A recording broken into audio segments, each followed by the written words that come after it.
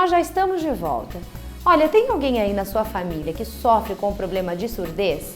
Fique atento, pois a otosclerose é hereditária e pode se manifestar tanto nos homens quanto nas mulheres. E para falar sobre esse assunto, eu recebo aqui o otorrinolaringologista Guilherme Scheibel. Olá, doutor, tudo bem? Tudo bom, Thaís? Prazer estar aqui no Vir Bem de novo. Doutor, o que é otosclerose? Thaís, para explicar melhor a otosclerose, trouxe um videozinho, vamos assistir? Vamos lá. Então o som chega, passa pelo pavilhão auditivo, entra no conduto auditivo externo e vai chegar até a membrana timpânica, fazendo ela vibrar. Agora a visão interna, esse ouvido médio, o tímpano está acoplado com o martelo, com a bigorna e com o estribo, os três ossículos do ouvido médio, que também vibram em conjunto.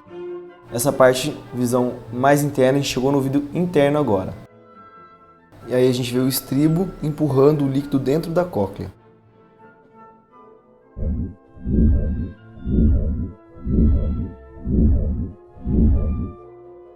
Então ele empurrando esse líquido, o líquido percorre toda a cóclea, é feita uma leitura pelas células auditivas e ali sai pela janela redonda para alívio.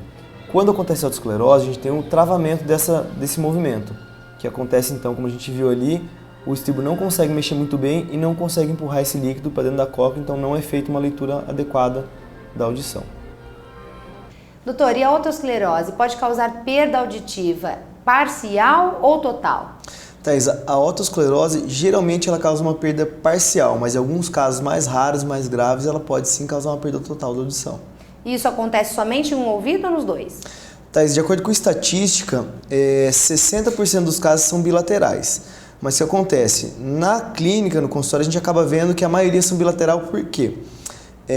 Que o paciente, quando ele escuta bem com o ouvido, às vezes ele não percebe que um ouvido não escuta direito. Então, um acaba compensando o outro. Quando são dos dois, aí o paciente procura porque ele já começa a não entender alguns sons e ter prejuízo na conversa do dia a dia. Então, assim, na clínica, a gente vê a maioria é bilateral, mas se for ver em estudo, é bilateral em torno de 60%.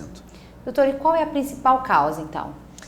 A principal causa é genética. Tem alguns fatores predisponentes ambientais, falam que é vírus, algumas outras coisas, mas a gente sempre viu que tem uma causa genética. A gente vê coisas familiares. Pai tem, aí vai lá o filho com 30, 40 anos, começa a ter uma perda auditiva que não é o normal para a idade.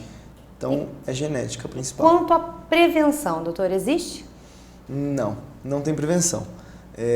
O paciente começa a ter a perda auditiva, a gente pode, às vezes, tentar diminuir a progressão dela com alguns remédios bifosfonados, que alteram o metabolismo do cálcio, que é a otosclerose, como a gente já falou, é uma calcificação. Então, alguns remédios podem ser que evitem um pouquinho a progressão, mas no fim das contas a cirurgia acaba sendo ideal. E no caso de gestantes, pode agravar, doutor? Pode. Não está muito bem elucidado de acordo com os estudos, mas o estrógeno ele favorece uma proliferação de vasos, porque quando a mulher está grávida, ela precisa de mais vasos para nutrir a criança. Isso acaba aumentando a vascularização do ouvido e pode predispor ou até agravar essa neoformação óssea que tem ali naquela região da janela. Doutor, então a cirurgia vai ser o único método de reverter essa situação? De reverter parcialmente sim, que como ela pode ter uma progressão apesar da cirurgia. A cirurgia ela vai dar uma melhora significativa, mas às vezes o paciente ainda precisa usar uma prótese auditiva para escutar bem. Doutor, qual é a melhor prótese para cirurgia? Thaís, a melhor prótese é a prótese para estapedotomia, uma prótese específica para esse tipo de cirurgia. Então, para explicar melhor, aqui fica o martelo, aqui estaria a membrana timpânica, a orelha aqui fora. Então vem o som, vibra a membrana timpânica, aí esse é o martelo, a gente coloca a bigorna, e aqui ela estaria encaixadinha com o estribo. Só que esse estribo, essa parte da base dele, está calcificada. Então a gente pega, tira esses pilarzinhos, mantém essa parte de baixo, né? Agora não tem como porque a gente está com essa pecinha. Então o que vai vibrar vai ser esse pistãozinho nessa base que estaria aqui. Né? Então, doutor, quem faz esse tipo de cirurgia tem algum tipo de limitação? Thaís, antigamente, com as próteses de ouro que faziam a cirurgia, o paciente tinha que ter cuidado com ressonância magnética. Hoje em dia, que usa prótese de titânio ou mistura de teflon, não tem mais problema com isso. Tá? Então pode fazer vida normal, não tem problema com trauma, pode fazer tomografia e ressonância sem problema nenhum. E qual é o problema que pode ocorrer se não usar o aparelho auditivo nesses casos? Nesse caso, na verdade, vai da preferência do paciente usar o aparelho auditivo ou não. Na verdade, ele fica entre usar o aparelho auditivo e fazer a cirurgia. Geralmente, os pacientes optam por fazer a cirurgia, até por ser mais econômica. O aparelho auditivo acaba custando mais caro do que fazer uma cirurgia, né?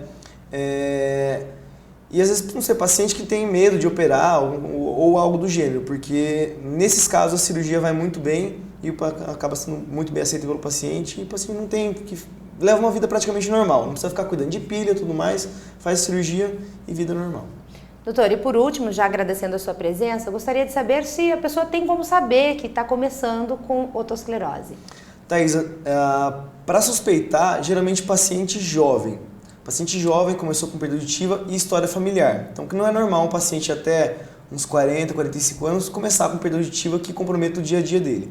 Então, as pessoas nesse caso devem procurar o otorrino, confirmar se tem realmente uma perda auditiva, qual o tipo, e daí o otorrino indicaria melhor se ele vai optar pela prótese auditiva ou por cirurgia. Muito obrigada então, doutor. Obrigado.